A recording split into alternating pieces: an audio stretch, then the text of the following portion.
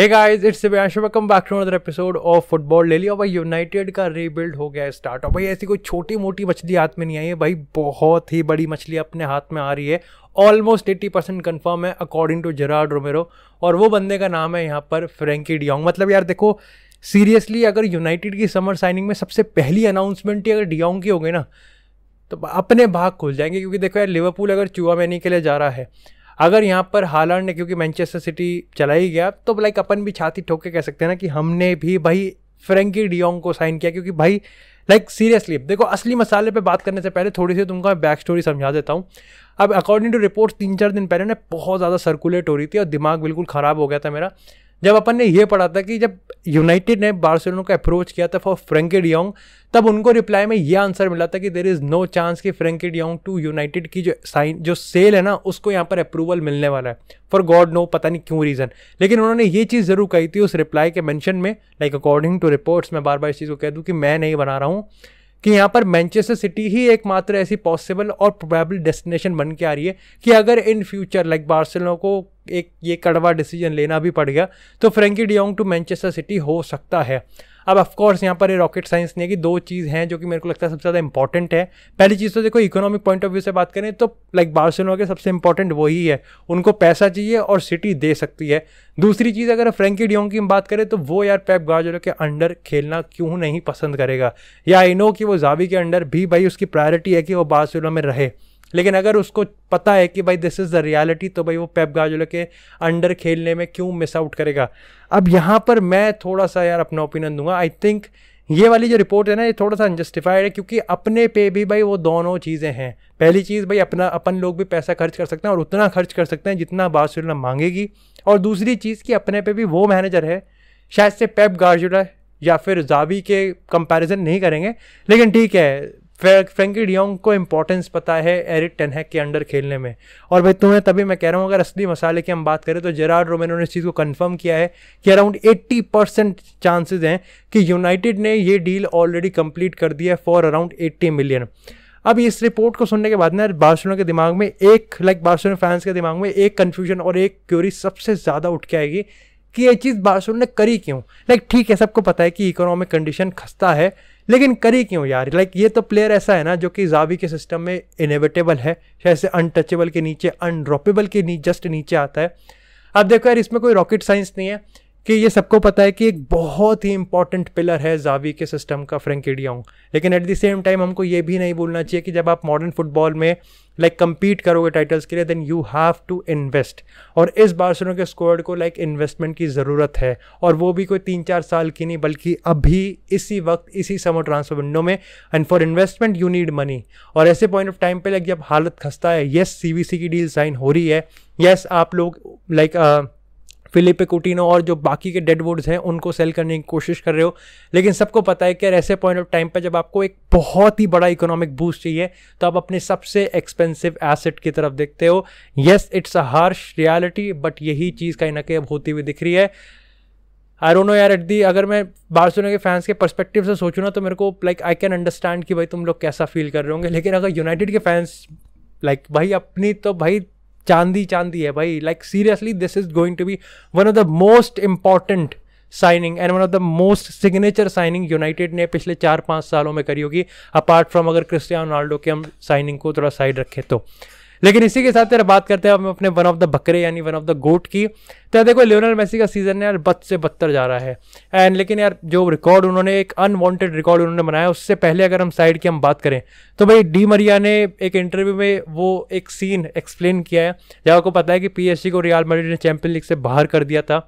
तो भाई रैमोस, अपने एल कैपितानो, लियोनेल मेसी और नेमार, तीनों के तीनों ही कहीं ना कहीं हत्थे चढ़ गए थे। And for me that was an unjustified बू जो कि उनको यहाँ पर सुनने को मिल रही थी। अब डी मरिया ने ना थोड़ा सा पहले रियलिटी बताई और फिर उसने डिप्लोमेटिक हो गया। सबसे पहले तो डी मरिया ने कहा कि मेरे को समझ में नहीं आता कि कोई मेसी जैसे प्लेयर को बू कैसे कर सकता है। ऑफ कोर्स वो रैमोस को क्यों डिफेंड करेगा, लेकिन एट द सेम टाइम फिर उसने डिप्लोमेटिक होकर ये बोल दिया कि देखो यार, पीएसजी के अल्ट्रास की हम बात करें तो भाई वो बहुत ज़्यादा डिमांडिंग है, वो बहुत ज़्यादा डिमांड करते हैं और ऐसे में डिसअपॉइंटमेंट में होते हैं, उनके शायद से कहीं ना कहीं उनका राइट है कि वो किसी को भी बू कर सकते हैं।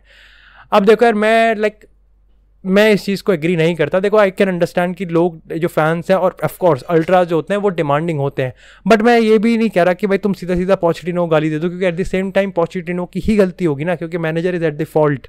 लेकिन मैं यहाँ पर ये भी कहीं ना कि एडवाइस, और मैं इस चीज़ को भी सपोर्ट नहीं करता कि आप एक या दो प्लेयर्स को पिन पॉइंट करो, चाहे एल कैपिटानो हो, चाहे यहाँ पर अपने लियोनेल मेसी हो, चाहे यहाँ पर नेमार हो। आप किसी को पिन पॉइंट करके उसको गाली नहीं दे सकते। और कंसिडरिंग द फैक्ट कि रेमोस और मेसी सिर्फ अभी आए हैं इस सीज़न, तो मेरे को लगता है पीएसजी के फैंस की तरफ से काफ़ी इमेच्योर हरकत थी। लेकिन अब बात करते हैं यहाँ पे अनवांटेड रिकॉर्ड की, जो कि शायद से मेसी नहीं चाहते होंगे लेकिन बना दिया है। अब लास्ट की अगर हम मैचेस की बात करें तो वैसे तो मैं कुछ इतना घूट के नहीं देखता पीएसजी का मैच, बट लियोनेल मेसी ने 2 बार वुडवर्क हिट किया है। वुडवर्ड तो नहीं बोलते ना, वुड पोस्ट फट्टा हम ऐसे कह सकते हैं, उसको यहाँ पर उन्होंने हिट किया है। और ऐसे में कहीं ना कि इसी के साथ उन्होंने रिकॉर्ड बनाया है। उन्होंने पीएसजी की सीजन में जहाँ उन्होंने 4 लीग गोल्स हैं, या that's a very disappointing considering the fact Messi का जो स्टैंडर्ड है, लेकिन उन्होंने 10 बार यहाँ पर फट्टे को मारा है। दैट शोज कि भाई बंदा कितना ज़्यादा अनलकी है, हाउ अनलकी ही इज। देखो यार, देखो मानो ना मानो तुम मेसी के फैन, देखो I am a die hard Ronaldo fan and I am with Messi. भाई मैं मेसी के फैंस के साथ हूँ इस पॉइंट ऑफ टाइम पे। तो जो भी मेसी को गाली दे रहा है ना भाई, देखो सीधी बात है, अपनी गांड मराओ। और जो रोनाल्डो गाली दे रहा है तो उनकी गांड मैं खुद मारूंगा। इसको ज़रूरत से ज़्यादा सीरियसली लेने की ज़रूरत नहीं है। लेकिन इसी के साथ अब बात करते हैं थोड़ी सी मैनचेस्टर यूनाइटेड की। अब यार देखो, तुम्हारे दिमाग में ये चीज़ आ रही होगी, लाइक अभी डियोंग की अगर हम एक बार साइड करते हैं तो तुम्हारे दिमाग में इस पॉइंट ऑफ टाइम पे, लाइक अभी तुमने मेरे एपिसोड को देख लिया है, लेकिन दिमाग में थॉट चल ही रहा होगा कि यार देखो पूरे सीजन गाली देते जा रहे थे कि मिडफील्डर नहीं है, मिडफील्डर नहीं है, मिडफील्डर नहीं है। लेकिन एट द सेम टाइम सिर्फ हम स्ट्राइकर की बात करें, क्योंकि इस पॉइंट ऑफ टाइम पे अगर हम स्ट्राइकर की बात करें, देखो हमको ज़रूरी है। Darwin Nunez is one of the those players जिस पे यूनाइटेड की भाई नजरें हैं, और यूनाइटेड इस पॉइंट ऑफ टाइम पे ये समझ के मान रही है, ये मान के चल रही है कि ये एक वो डील हो सकती है जहां पर यूनाइटेड सही में जीत सकती है। पैसा खर्च करना पड़ेगा, लेकिन डार्विन नूनेज एक ऐसी डील समझ रही है यूनाइटेड कि वो इस सीजन रोनाल्डो के अलॉन्ग साइड ना ही सिर्फ एक गाइड, एक प्रॉपर गाइडेंस के अंडर वो हेल्प करेगा, बल्कि पोस्ट रोनाल्डो एरा में भी यूनाइटेड को कंटेन करेगा। ऑफकोर्स 70-80 मिलियन हमको यहाँ पे खर्च करने पड़ेंगे, लेकिन यार इसका एक एक्सप्लेनेशन ये भी आता है कि हम मिडफील्डर्स के तौर पे इस पे भी इसलिए भी नहीं देख पा रहे, क्योंकि या तो एक बहुत ही एलीट लेवल के मिडफील्डर्स इस समय ट्रांसफर मार्केट में अवेलेबल हो सकते हैं, या फिर कहीं ना कहीं ऐसे मिडफील्डर्स अवेलेबल है जो कि अफोर्ड ही नहीं कर सकते। ऑफकोर्स एलीट लेवल पे हमने फ्रैंकी डियोंग की बात करी, जो कि मैंने आपको बैक स्टोरी समझाई कि like Frenkie de Jong to Manchester United कोई मानने को ही तैयार नहीं था। और ऐसे में अगर अफोर्डेबिलिटी की बात करें तो भाई रिपोर्ट के हिसाब से वेस्ट हैम ने डेक्लन राइस पे लाइक सीरियसली 100-150 मिलियन का प्राइस टैग डाल रखा, और ऊपर से अब उन्होंने 8 साल का कॉन्ट्रैक्ट रिन्यूअल को ऑफर दिया है फॉर आई थिंक 200,000 की यहाँ पर सैलरी दी है। लाइक ये साफ दिखाता है कि वेस्ट हैम ना वो क्लब नहीं है कि भाई ठीक है हम डेवलप करेंगे और हम प्रॉफिट कमाएंगे और हम निकल जाएंगे ना। साफ एम्बिशन उनके पता चल रहे हैं कि they want to play the Champions League and like Europa League से तो नीचे जाने ही नहीं है हमें, यूरोपियन फुटबॉल खेलना, and this is so good for Premier League level. Like अच्छा लगता है यार जब ऐसे like mediocre clubs, like no offense but अगर हम अभी रिसेंट टाइम्स की हम बात करें तो मीडियोकर क्लब्स जब अपने एम्बिशंस को लेवल अप करते हैं ना, चाहे वो वुल्व्स हो, चाहे वो लेस्टर सिटी हो, और चाहे वो यहाँ पर वेस्ट हैम हो, इट्स एब्सोल्युटली अमेजिंग। लेकिन इसी के साथ यार अब बात करते हैं थोड़ी सी यहाँ पर बार्सिलोना की।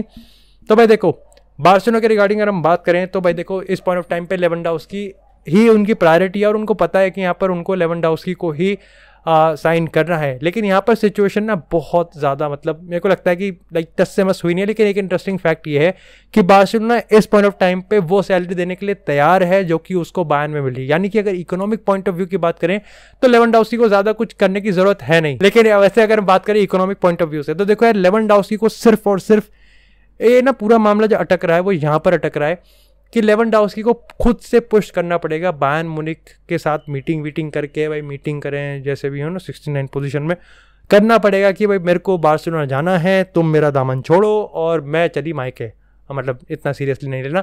देखो इस पॉइंट ऑफ टाइम पर ये तुमको समझना पड़ेगा कि बायर्न बिल्कुल भी, मतलब उनके पास कोई इंसेंटिव ही नहीं है कि वो लेवेंडोव्स्की को क्यों जाने दे। देखो कोई रिप्लेसमेंट तैयार नहीं है, हालांकि की रेस में वो थे नहीं। यस एनकुंकू आप कह सकते हो, क्योंकि ट्रेडिशनली अगर हम देखें तो बायर्न हमेशा बुंदेसलीगा के ही स्टार उठाती है, लेकिन एनकुंकू पे जो प्राइस टैग मारा है भाई 80 से 100 मिलियन का प्राइस टैग मारा है एनकुंकू पे, वो बायर्न देने को तैयार ही नहीं। लाइक सीरियसली बायर्न ऐसा क्लब ही नहीं है जो इतने सारे पैसे देती है, उनका ये स्टाइल ही नहीं रहा है। अब इसी पॉइंट ऑफ टाइम पे आप अगर हम दूसरे प्लेयर्स की देखें तो यहाँ पर गैब्रियल हेजूस एक ऐसा प्लेयर है और रहीम स्टर्लिंग एक ऐसा प्लेयर है, लाइक अगर आप डॉट कनेक्ट कर सकते हो तो आप कर सकते हो, डियोंग और मैनचेस्टर सिटी और गैब्रियल हेजूस, रहीम स्टर्लिंग। लेकिन मेरे को लगता है कि गैब्रियल हेजूस के केस में आई थिंक आर्सेनल बार्सिलोना से काफ़ी ज़्यादा आगे है। और अगर रहीम स्टर्लिंग की हम बात करें तो यस, ये पहले भी आए थे बट उन्होंने फेरन टोरेस साइन कर लिया।